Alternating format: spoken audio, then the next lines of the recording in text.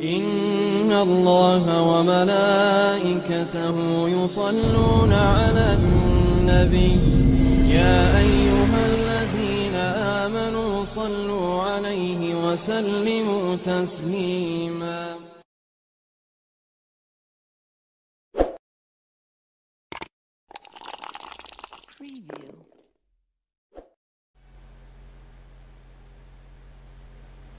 Assalamualaikum warahmatullahi wabarakatuh. Ahmaduhu wa nusalli wa nusallimu ala rasulihil karim, amma ba'du. Apa kabar sahabat Makan Azam Channel? Semoga selalu dalam keadaan sehat walafiat dan selalu dalam ridha Allah dan Rasulnya. Amin ya Allah. Saudaraku semua, pada kesempatan ini saya akan menyampaikan membahas tentang Ismul Azam. Ismul Azam ini adalah amalan para nabi, para rasul, para aulia Allah. Salah satu karamat dari Ismul Azam ini yang paling kecil, yang paling mudah, kalau berikan kepadanya itu dapat membangkitkan orang yang sudah mati. Ya. Ini salah satu bukti bahwa amalan Ismul Azam ini bukan sesuatu hal yang tahayul dan omong kosong. Ya. Tapi banyak kalau kita lihat dalam kitab-kitab ulama disahkan para aulia Allah yang dapat menghidupkan orang yang telah mati. Tentu saja telah mati di sini tidak seperti orang yang baru mati 1 abad, ya. Misalkan masih utuh fisiknya itu, insya Allah. Gitu. Bahkan bukti yang paling terkecil sedikit pun ya dari pecahan Ismul Azam ini, kalau kita lihat di Tanah Torazo ini, kita lihat ya, ada ritual mengganti pakaian dan yang dikenakan oleh orang yang telah mati puluh-puluh tahun masih bisa berjalan. Ya, walaupun di sana itu mungkin kalau kita lihat secara kasat mata itu seperti roh yang datang, tapi sebetulnya itu ada jin yang datang. Ya, jadi khodamnya itu masuk ke tubuh tersebut, ya, berjalan dan sebagainya, tapi itu bisa bicara. Ya, itu contoh kecil. Nah, apa itu Ismul Azam? Jadi suatu ketika ada seorang ahli hikmah. Ini ahli hikmah ini berarti ma'rifatnya udah kuat banget. Ahli hikmah yang hendak berguru kepada seorang aulia Allah. Ya, saya rahasiakan siapa orangnya. Ya, ahli hikmah ini bertanya tentang amalan Ismul Azam.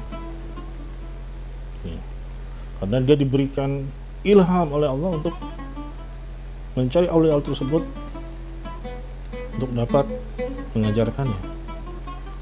Setelah bertemu, aulia Allah ini menyampaikan, besok setelah Isra kamu akan melihat peristiwa yang menggemparkan. Kamu sholat Isra ke arah barat untuk menemui hal tersebut. Ketika melihat ada hal seperti itu, datangnya aku. Maka dilanjutkan, jadi amal Isra ini dari subuh sampai dengan sekitar 90 menit. Jadi kalau subuh setengah 5 sekitar jam 6 matahari mulai naik, itu amal Isra. Kita boleh duha dan segala macam, itu amal-amal paling mustajabah di sana. Karena disebutkan seolah-olah melakukan haji dan umroh yang sempurna. Amal Isra, ya. Jadi saat-saat ijabah di sana sangat kuat sekali. Nah, orang itu melihat ketika setelah Isra keluar dari masjid, berjalan ke arah barat, dia melihat seorang kakek-kakek tua renta dipukuli sampai berdarah, ditendang oleh masyarakat banyak. Ya, setelah ditinggalkan udah dipukuli, dia nyampe menghampiri kakek tersebut, lihat masih hidup. Dia bertanya pada orang-orang, kenapa ini dipukulin? Katanya dia itu mencuri emas. Hasil hikmah tersebut, karena dia sebagai musafir, dia kembali lagi namanya aulia Allah tersebut dengan keadaan marah. Itu sesuatu hal yang luar biasa terjadi, dia sampaikan sebagaimana yang dia lihat. Dan dia berkata, seandainya aku memiliki Ismul Azam, akan aku lindungi kakek-kakek itu. Aku akan hardik pertahankan warga-warga yang sedang memukul, menendang, sebelum jelas dia itu bersalah atau tidak di hadapan Qadi. Ajib. Qadi itu pengadilan. Apa kata aulia Allah itu? Wahai fulan, sungguhnya engkau itu bukanlah yang ahli untuk mempelajari Ismul Azam ini, karena sesungguhnya aku mempelajari Ismul Azam dari kakek tersebut. Allah. Sehingga ahli hikmah ini pun gagal untuk bisa berguru kepada Allah. Jadi memang untuk level-level tertentu itu tidak diperlukan yang namanya saum atau mati geding, zikir yang panjang-panjang, zikir tahan napas, zikir sambil di dalam kubur dipendem, atau sambil di air yang sungai mengalir, atau ujlah, atau di gunung. Jadi untuk level-level tertentu itu ilmu keilmuannya itu, ilmu yang wingit itu tidak memerlukan hal seperti itu. Ya. Tapi diperlukan modalnya itu adalah akhlakul karimah dan akhlakul azimah. Apa itu akhlakul karimah? Ketika ada orang berbuat baik kepada kita, kita berbuat baik kepada orang tersebut. Itu suatu hal yang wajar. Ya. Akhlakul karimah. Berbuat baiknya berapa? Minimal dilebihin, jangan sama, dikasih satu kasih dua. Rasulullah kalau dikasih hadiah, dikasih lagi yang lebih berharga. Gitu. Ada juga yang disebut akhlakul azimah. Apa akhlakul azimah? Kita dihardik, difitnah, disakiti sama orang, dipukul dan sebagainya, diludahin, dilempar batu, tapi balas dengan kebaikan. Nah, ini Ismul Azam ini sukanya sama yang seperti ini. Ya, Rasulullah dipukul, diludahin, dituduh orang gila, tukang sihir.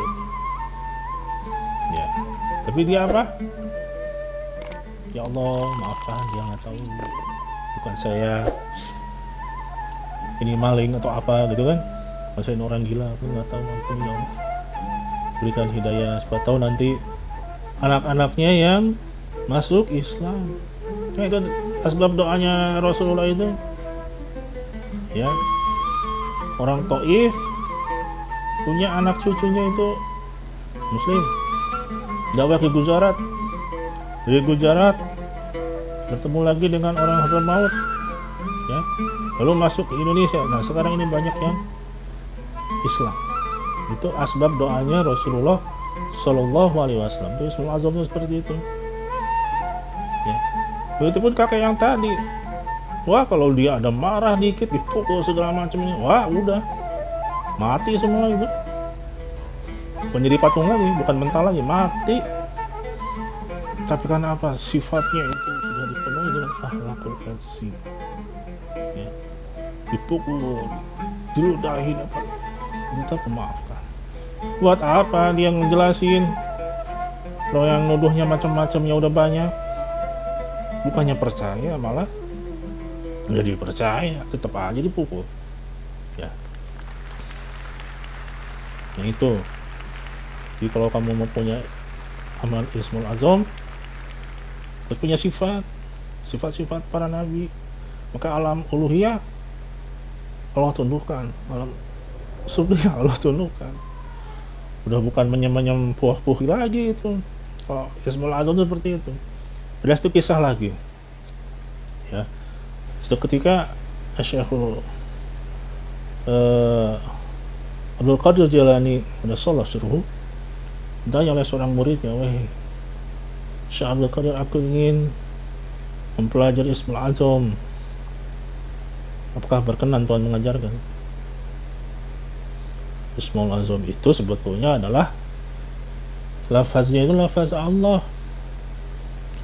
Ini itu hanya untuk sampai menjadi suatu Ismul Azam, seorang hamba itu ketika mengucapkan Allah pada dirinya itu harus menghadirkan khauf dan roja di hadapan Allah secara sempurna, gitu. Ya. Rasulullah itu kan pernah dirinya mau dipenggal tuh, dikasih pedang. Siapa yang nolong kamu? Allah. Wah, udah getar. Ya. Tapi khauf dan rojanya itu ada di tangan, di hadapan Allah. Nah, kalau engkau memang mau mempelajari hal itu, temui seorang Autadul Ardi, ya. Seorang Autadul Ardi itu ada di mana? Dia berprofesi sebagai nelayan yang miskin, tempatnya di anu namanya Fulan bin Fulan. Nah, Autadul Ardi ini aulia Allah setiap zaman jumlahnya 4. Satunya si Fulan ini. Maka pergilah merinya itu menemui sosok orang yang dimaksud tersebut. Ya, ketika ditemui di pantai, siapa Fulan bin Fulan ada di sana, dilihat. Memang orangnya itu sangat miskin, anaknya banyak, rumahnya juga jelek.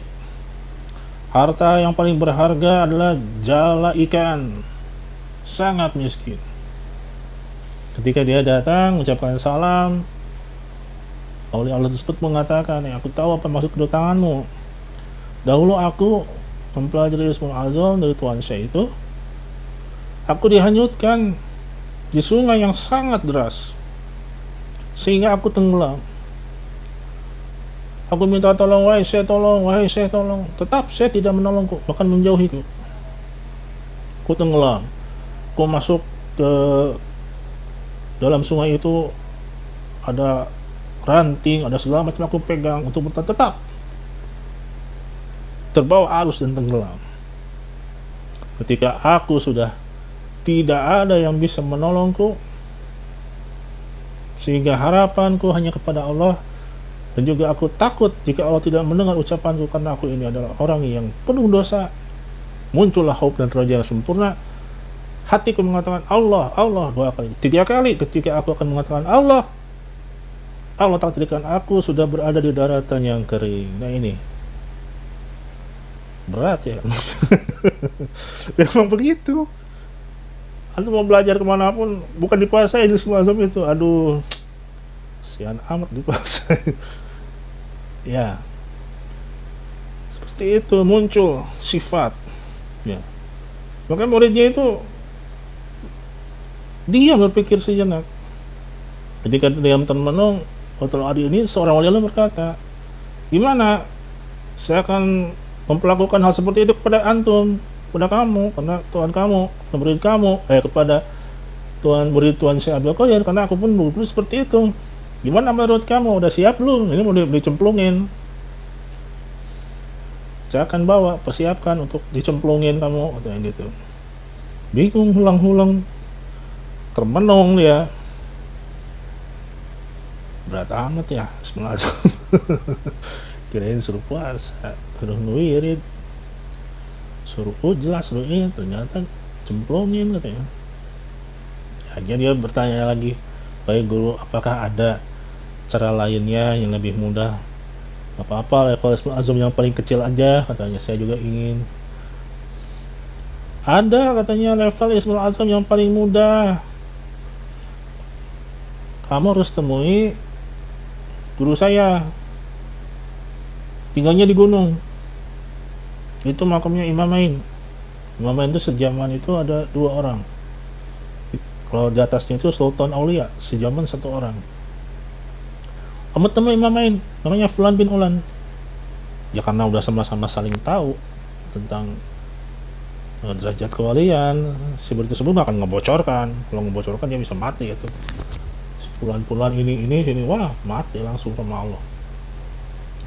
Kan dia, baiklah kalau gitu saya akan ke sana. Apa yang harus ini? Kalau di sana bagusnya seperti apa? Mudah. Yang penting kamu husnuzon, baik sangka sama itu orang. Nanti juga kamu akan langsung dapat ilmu tersebut. Gak usah dicemplungin juga dapat gitu. Oh baiklah. Kan dia berangkat ke sana tuh. Ke Gunung Anu, namanya Fulan bin Fulan. Di negara Anu. Ketika sampai di sana, ternyata itu orang-orang terkaya di negara itu. Rumahnya mewah. Satu pulau itu rumahnya dia semua. Sampai gunungnya pun yang dia tinggal itu gunungnya mengandung emas. Bingung dia baru datang. Ini kok orang kaya katanya. Gimana mungkin orang seperti ini bisa dapat derajat ruhaniah yang tinggi di sisi Allah? Nah ini ada suruh jangan ada kretek suuzon, ini ada suuzon, harus suuzon. Nah dia nunggu di sana, mungkin ketemu dengan bodyguardnya, dengan asisten segala macam. Dan bertemu Fulan bin Fulan, disuruh sama guru, suruh si Anu katanya gitu. Oh iya, dia nemuin. Setelah nunggu berapa lama nemuin. Maka si Fulan ini berkata kepada murid Abdul Qadir, aku tahu apa yang kamu inginkan. Setidaknya aku ingin bertanya terlebih dahulu. Seandainya engkau menjadi diriku dan seluruh harta ini adalah milikmu, apa yang akan kau lakukan? Oh ini pertanyaannya nyerempet ke kekayaan dunia artinya nih. Baik Tuhan saya, insya Allah aku akan pergunakan ya kurang lebihnya 70% sampai 80% untuk agama Allah. 20%-nya aku gunakan untuk keperluan diriku dan keluargaku gitu. Itu pun untuk ibadah, bukan untuk berfoya-foya. Yeah. Apa kata Tuhan saya tersebut? Ketahuilah, wahai Fulan bin Fulan, katanya, seluruh harta yang kumiliki ini semua sudah kuberikan untuk fisabilillah. Jadi sudah punya foundation, bahkan sertifikatnya ini pun udah nama-nama foundation semua gitu. Tidak ada satupun yang kumiliki. Adapun aku dan keluargaku, aku tinggalkan Allah dan Rasulnya. Jadi keluarganya itu gimana kehendak Allah. Kalau emang untuk makan minum keperluan itu tergantung Allah. Wallahu alam seperti apa. Ya bukan berarti tidak berkecukupan, tentu saja sana ada rahasia Allah gitu kan. Bukan berarti dia hartanya semua dikasih pada agama dia jadi balangsak, jadi nggak punya uang, kekurangan, bukan seperti itu juga. Tapi semangat dia dengan Ismul Azam ini yang diberikan Allah kepadanya itu, dia ini seluruh hartanya itu seluruhnya untuk fisabilillah di jalan Allah. Nah ini luar biasa ya. Sehingga dengan kreteknya si wali tersebut bisa menilai kamu bukan ahlinya, karena kamu ketika masuk ke sini katanya kamu udah ada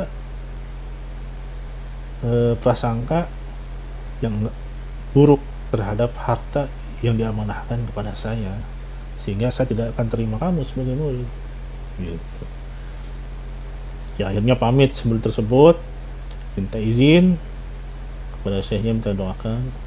Lalu syekhnya ini berpesan, tolong sampaikan kepada Fulan bin Fulan sebelum kamu sampai kepada Tuan Syekh, ya otaknya itu jangan diisi kotoran terus ya, sampaikan itu. Kamu juga sama, jangan banyak diisi sama kotoran. Ya baik Syekh, karena yang memberi nasihat ini seorang memiliki derajat yang tinggi, tentu saja dia akan terima baik, walaupun dalam ilmu tasawuf itu yang diketahui dan yang diisi kotoran itu adalah hati kan, bukan pikiran. Tapi ini pikiran katanya. Hati itu adalah bagian dari yang tak terpisahkan dari otak juga. Jadi akal ini pun harus diimankan ternyata dalam level-level hasanah isanah itu. Ya, setelah cerita dia pulang sebelum ketuaan dia bertemu dengan nelayan tersebut ya sebelumnya. Sampaikan nasihatnya. Jadi jalan itu berpikir bagaimana mungkin orang udah miskin kayak gitu cuma punya hartanya itu jala ikan yang nggak seberapa, menjejalkan kotoran di otak pikiran. Apa ini maksudnya mikir dunia harta apa gitu, nggak ngerti dia gitu. Dia sampaikan pada syekh tersebut yang berprofesi sebagai nelayan. Dia nangis sejadi-jadinya, nangis. Setelah agak tenang, maka si murid bertanya, ada apa wahai guru, kenapa engkau menangis, apa yang salah? Aku hanya menyampaikan seperti itu saja, tidak lebih tidak kurang. Benar apa yang disampaikan oleh Syekh Anu, benar. Aku setiap saat, setiap waktu masih kadang-kadang memasukkan kotoran dalam pikiranku. Di satu ketika aku sedang menyebar jala ikan dan menarik yang di pantai, menarik jala ikan, itu kan jala ikannya jauh tuh. Itu ketika ikan udah kena jala mau dekat ke pantai kan suka ada cahaya matahari yang memantul dari kulit ikan yang ada warna perak, ada warna keemasan macam-macam. Itu kan bercahaya tuh, bercak-bercak. Itu pikirannya muncul. Alhamdulillah katanya, Allah selain mengirim ikan, mengirim juga harta karun dari laut. Jadi strateginya itu muncul. Namanya juga manusia ya, basyariahnya ada, muncul gitu. Sehingga itu yang dimaksud pikiran itu dijali kotoran itu muncul, masih ada muncul itu, khotirnya itu masih muncul gitu ya. Cuma bedanya kalau sudah masuk ke dewan kewalian itu setiap orang itu saling mengingatkan, saling menegur, saling cangan ibaratnya. Jadi enak, saling nerima, nggak ngerasa kesaingan. Oh benar. Jadi ternyata si fulan ini walaupun miskin nggak punya apa-apa, saat jaringnya itu ditarik udah sampai ke pantai dan ada pantulan sinar matahari yang terpantul dari kulit ikan itu, dia ada menyangka, ada prasangka, Allah demikian baik, selain mengirim ikan, mengirim juga harta karun dari laut.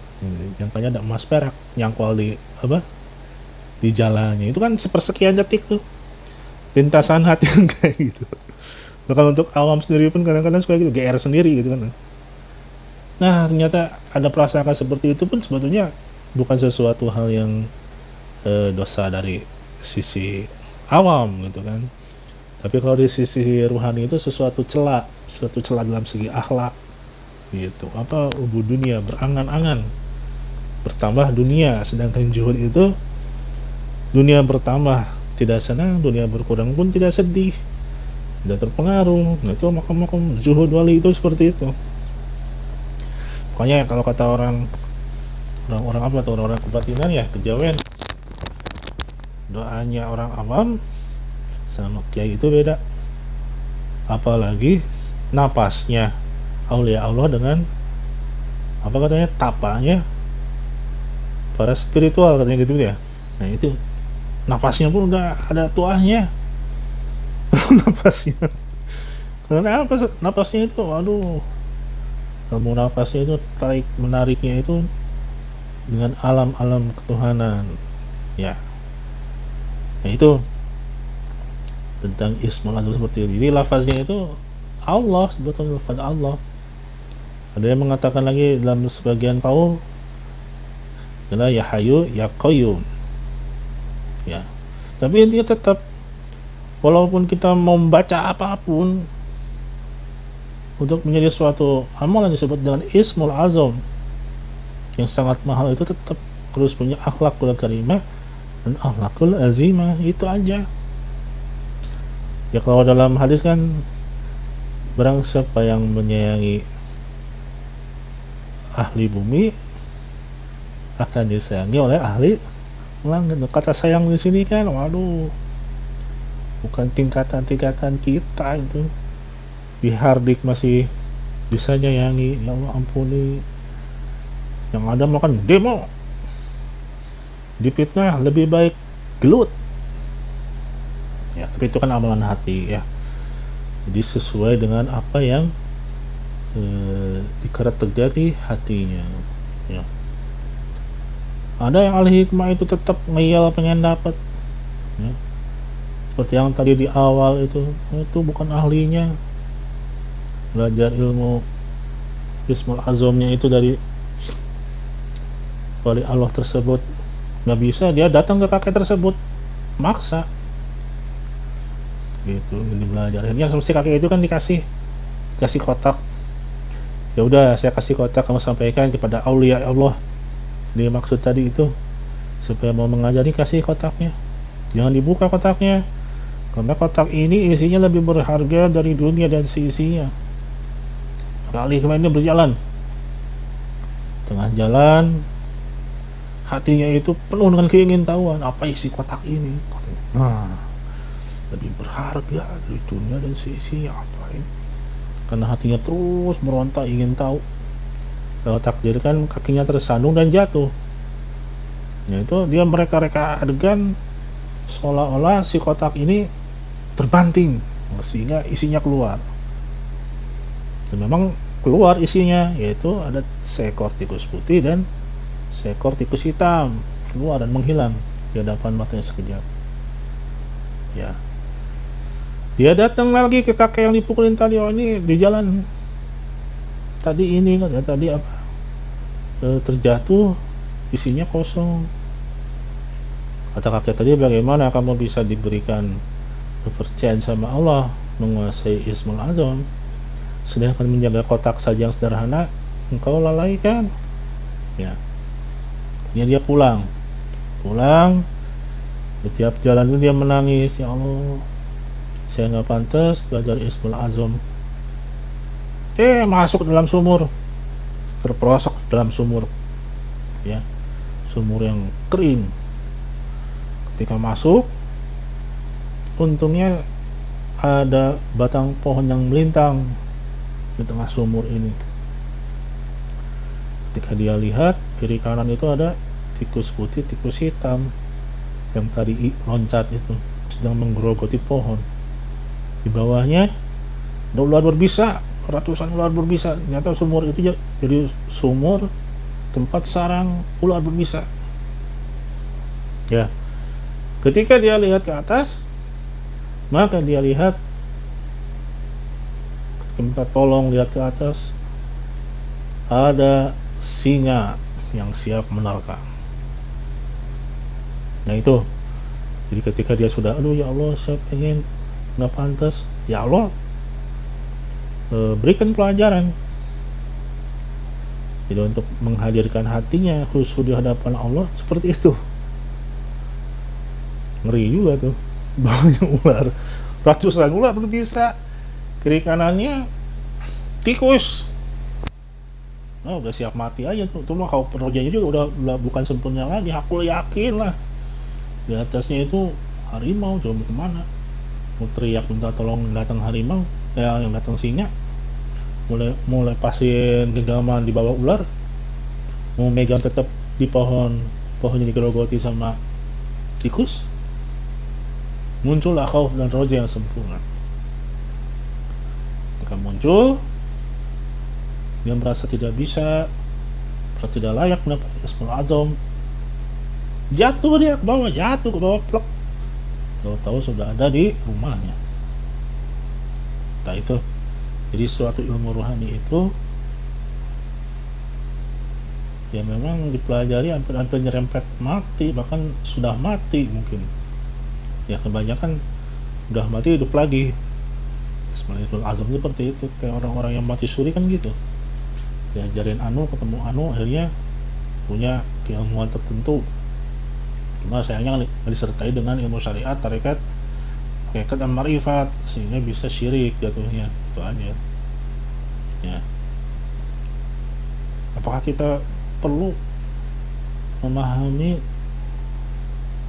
dan mempelajari Ismul Azam? Perlu memahami Ismul Azam. Tujuannya apa? Nah, tujuannya pertama, kita itu ketika hidup sekarang ini banyak kemaksiatan yang mengakibatkan hati menjadi mati ya. Kalau hati yang menjadi mati itu bukan bisa dibersihkan aja. Ada tuh ahli tarekat zikir la ilaha illallah macam-macam, tapi masih ngambil harta muridnya ya, masih ngambil, ngejabel, maksa di dokternya. Ada murid katanya gitu, tentu ada guru, sama nggak kayak gitu ya, mursid-mursidan, mursid umum lah gitu. Nah, ada zikirnya keluar, nangis ya, segala macem, tapi sifatnya nggak ada. Alaqul karim, alaqul azim, nggak ada tuh, cuma di lisan doang, menembus kulit 7 lapis kulit ke dalam, 7 lapis hati ke dalam, nggak ada ya. Nah, itu makanya dalam satu hadis itu, kalau hati kamu udah cenderung kepada ini, udah diriadohi pembersih hati, tetap aja cenderung seperti itu, minta kepada Allah untuk diberikan hati yang baru, bukan dihidupkan lagi. Nah, hati yang baru itu seperti apa? Bukan hatinya diambil tuh sama Allah, dioperasi, kirim ini, bukan seperti itu, tapi hatinya itu dibaguskan lagi melalui ucapan-ucapan ahli hikmah. Hikmah itu siapa? Wallahu alam. Bisa dari YouTube, bisa dari mana, wali YouTube ya bisa dari mana aja. Artinya apa? Emang tersembunyi lah sekarang tuh oleh Allah itu, melalui perkataannya Allah hidupkan hati yang mati. Nah, perkataan menghidupkan hati yang mati itu apa? Satunya yang sudah jelek jadi hidup kembali, lalu Allah gantikan dengan hati yang lebih bagus. Itu menurut sebagian ahli ulama ya. Jadi kalau mau nyari hati mah banyak, donor juga punya uang berapa kayak bisa beli, tapi hati yang dimaksud adalah hati yang cenderung kepada ketaatan, yang selamat kolbun salim, yang bisa ada menampung akhlakul azimah, sehingga pasti katodel, pasti kena, menampung juga Ismul Azam ya. Nah, itu aja yang bisa saya sharing.